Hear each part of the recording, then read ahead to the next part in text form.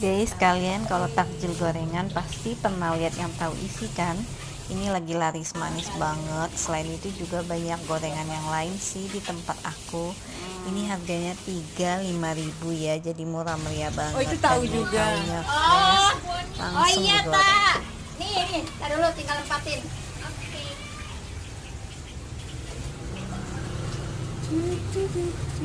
Yang paling laris apa, Mbak?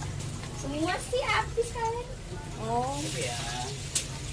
Yang kan nggak ada yang hari biasa itu tahu isi. Ya, melontok dah itu doang. Iya, yang lain kan ada kan sebenarnya. Jadi kayak aku ya udahlah, yang nggak ada deh.